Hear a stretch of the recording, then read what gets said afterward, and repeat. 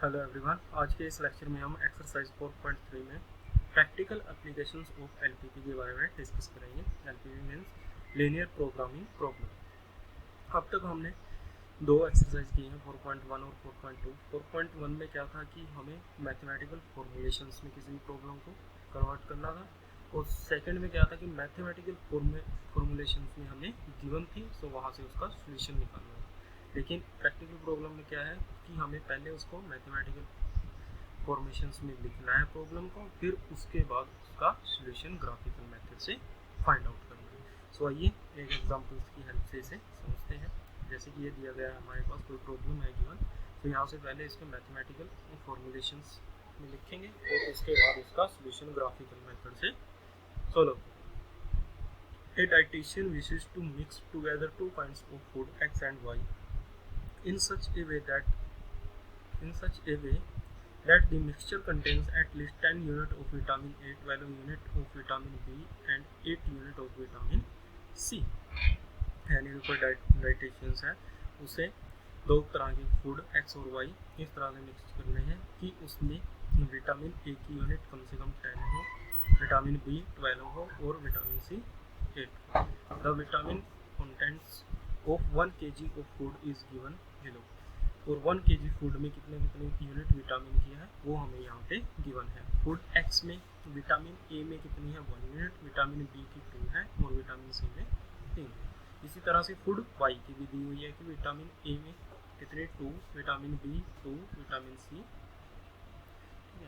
So 1 kg of food X cost is 60 rupees and 1 kg of food Y cost 20 rupees. So formulate the above problem as linear programming problem and find the least cost of the mixture will contain produce the diet. So यहाँ से हमें क्या करना है कि 1 kg food का cost कितनी है 60 रुपीज़ और y फूड की कॉस्ट 1 kg कितनी है 20। सो इसको हमें फॉर्मुलेट किस में करना है, लीनियर प्रोग्रामिंग प्रॉब्लम में, और यहाँ से कम हमें कॉस्ट निकालनी है कि हम इस मिक्सचर को किस तरह से डिवाइड करें या किस तरह से मिक्स करें इसको, इस डाइट को, कि इसका कॉस्ट मिनिमम। ठीक है। सो दो तरह के फूड हैं एक्स और वाई, उनमें विटामिन की यूनिट्स दी हुई हैं। ठीक है। सो हर एक डाइट में और कम से कम हमारे पास कितने 10 यूनिट्स विटामिन ए की आनी चाहिए, 10 यूनिट्स विटामिन बी और 8 सी की आनी चाहिए। ठीक है। सो इस प्रॉब्लम के यहाँ पे सबसे पहले एक टेबल बना लेते हैं। Let us put the given information is tabular form. हाँ जी, सबसे पहले यहाँ पे लिख लिया फूड एक्स और फूड वाई। इसमें विटामिन देख लेते हैं कि 1 kg फूड में कितनी यूनिट विटामिन ए है, कितना यूनिट विटामिन बी है। सो एक्स फूड में हमारे पास यहाँ पे दिया हुआ है विटामिन ए की कितनी यूनिट है 1 है, बी में बी की 2 है और सी की 3 है पर kg है। सिमिलरली फूड वाई में दी हुई है, यहाँ पे कितनी है 2 2 और 1। ठीक है। और मिनिमम रिक्वायरमेंट इसकी कितनी दी हुई है, यहाँ पे दी हुई है in such a way that the mixture contains at least 10 unit of vitamin A, कि विटामिन ए की उसमें उस डाइट में कितनी यूनिट होनी चाहिए 10 यूनिट्स कम से कम होनी चाहिए। इसी तरह से 12 बी की और 8 सी की होनी चाहिए। ठीक है। तो फूड एक्स की कॉस्ट कितनी है 60 रुपीज़ पर केजी और फूड वाई की कितनी है 20 रुपीज़ पर केजी। सो ये बना दी हमने यहाँ से इसकी टेबल। ठीक है। सो let us assume that the dietitian mixes x kg of food x and y kg of food y to make the mixture। तो डाइटिशियन है जो वो क्या करता है कि x kg फूड x लेता है और y kg फूड y का मिक्स कर देता है। ठीक है। Let z denote the total cost of mixture. z से हम डिनोट कर लेते हैं कि टोटल कॉस्ट ऑफ मिक्सचर है। So the cost of 1 kg of food x 16 rupees है and the cost of 1 kg of food y 20. So thus the total cost of x kg food x and y kg food y कितना होगा 16x plus 20y rupees. ठीक है। और इसे हमने किससे denote किया है z से। So therefore z is equal to कितना आ गया 16x plus 20y। यानी कि ऑब्जेक्टिव फंक्शन हमारे पास क्या आ गया यहाँ से 16x plus 20y। So now 1 kg of food x contains 1 unit of vitamin A की करता है 1 kg of food x जो हमने यहाँ से टेबल बनाई है, 1 kg of food x contains 1 unit of vitamin ए, ठीक है, and 1 kg of food Y contains 2 unit of vitamin ए, और फूड वाई कितने करता है, ठीक है। सो thus x kg of food X and y kg of food y will contains, कितना contains करेगा, यानी कि 1 into X X plus 2 into Y 2, ठीक है, यूनिट्स ऑफ विटामिन ए की, ठीक है। x kg फूड अगर x कर लें और y kg फूड y कर लें, सो x प्लस 2 विटामिन ए की कितनी यूनिट्स कंटेन करेंगे, फिर ये टोटल x प्लस 2, ठीक है। But we have given the minimum requirement of vitamin A की कितनी है in mixture is 10 unit, so minimum है, सो यानी कि इसमें कितना होना चाहिए, कम से कम 10 यूनिट विटामिन ए होना चाहिए, यानी कि therefore X plus 2y is greater than is equal to इससे होगा 10 से। So similarly x kg food x and y kg food of y will contains 2x plus 2 unit of vitamin B, so ये कितनी unit contain करेगा इसकी 2x plus 2y, and the minimum requirement of vitamin B in mixture कितनी है 12 unit, so this greater than is equal to 12। Again x kg of food x y kg of food y will contains कितनी 3x plus y unit of vitamin C, ये values कहाँ से आ रही है, ये इस यूनिट से आ रही है, यानी कि 2x plus 2 greater than is equal to 12, और यहाँ से 3x plus y is greater than is equal to 8, क्योंकि ये हमने टेबल में ऑलरेडी लिखी हुई है, ठीक है। Vitamin of C and the minimum requirement of vitamin C is mixture 8, so 3x plus y greater than is equal to 8, and also x greater than is equal to 0, y greater than is, as the quantity of food cannot be negative, क्योंकि food की quantity हम negative नहीं है। So hence the mathematical formulations of the given LPP as so as minimize the function, यानी कि minimise function क्या आ जाएगा, z is equal to 16x plus 20y subject to the constant, subject constant कौन कौन से आ गए हमारे पास, जो 3 इक्वेशन हमने बनाई है, x plus 2y greater than is equal to 10, 2x plus 2y greater than is equal to 12, 3x plus y greater than is equal to 8, x और y greater than is equal to 0। So next, ये तो हो गया हमारी mathematical formulation. अब इसका हमें solution निकालना है, यानी कि इस फंक्शन को हमें मिनिमाइज प्रूव करना है। So to solve the LPP, we draw the graph of the above in equation, the shaded region as shown in this, the visible region which is unbounded. So इसका हम यहाँ से क्या करते हैं, एक एक इक्वेशन को उठा के उसका ग्राफ प्लॉट कर लेते हैं। सो इक्वेशन x प्लस 2, इसका ग्राफ प्लॉट करते हैं यहाँ से। सो फर्स्ट जो हमारे पास ये इक्वेशन, इन इक्वेशन दी गई है, इनके कोरस्पॉन्डिंग इक्वेशंस लिख लेते हैं। वो क्या आएंगी यहाँ से, x plus 2y is equal to 10, 2x plus 2y is equal to 12, 3x plus y is equal to 8, यानी कि equation number 1, 2 and 3। So graph of first equation x plus 2y greater than is equal to 10, put x is equal to 0, we get y is equal to, यहाँ से कितना होगा 5 इन equation number 1 से, ठीक है।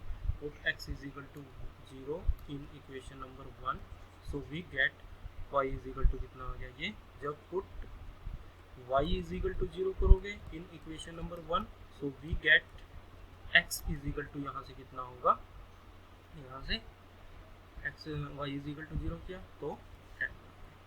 सो thus the equation 1 passes through the point,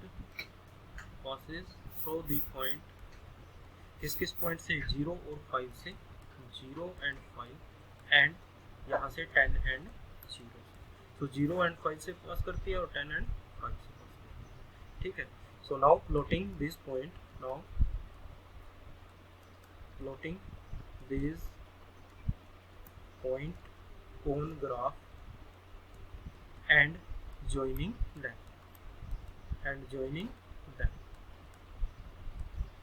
और इन equations को दोनों को ज्वाइन कर देते हैं, ठीक है। सो फर्स्ट पॉइंट कौन सा आया था, 0 एंड इक्वेशन कौन सी थी हमारे पास, x प्लस 2y, ये कितना आ गया 10 और 0 आ गया, और एक पॉइंट कौन सा आ गया था 0 एंड 5 पॉइंट आ गया। सो ये हमने ग्राफ इसका प्लॉट कर लिया ये। सो अब हमें इसका देखना है कि ये लाइन हमारे पास ओरिजिन को कंटेन करती है या नहीं। So now the point O 0 0 विच ये इसको सेटिस्फाई करती है या नहीं, 0 0 is not satisfies the in equations x plus 2y greater than is equal to 0, since 0 0 0 greater than is equal to 10, which is not true, so therefore not satisfies the equation this. So therefore the graph of x plus 2y greater than is equal to 0 is not contains the origin, so उसके origin को contain नहीं करेगी, यानी कि this equation, यानी कि graph of this equation does not contain the origin, so यानी कि इसका ग्राफ किस साइड जाएगा, इस साइड जाएगा. so similarly हम सेकेंड इक्वेशन का ग्राफ किसका प्लॉट कर लेते हैं, 2x plus 2y greater than is equal to 0 के लिए. ठीक है, सो इसके पॉइंट कौन कौन से आएंगे, यहाँ पे क्या है हमारे पास 2x plus 2y greater than is equal to कितना है, ये 12 है.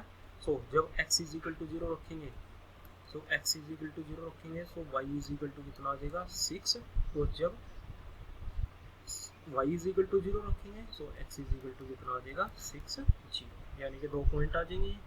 ठीक है, सो इनसे ये पास करेगा, सो यानी कि इसके पॉइंट कौन कौन से आ जाएंगे, 2x प्लस 2 के 0 6 और 6 0, और इसका ग्राफ भी हमारे पास क्या करेगा, does not contain the origin, so इसका ग्राफ भी किस साइड जाएगा, इस साइड जाएगा.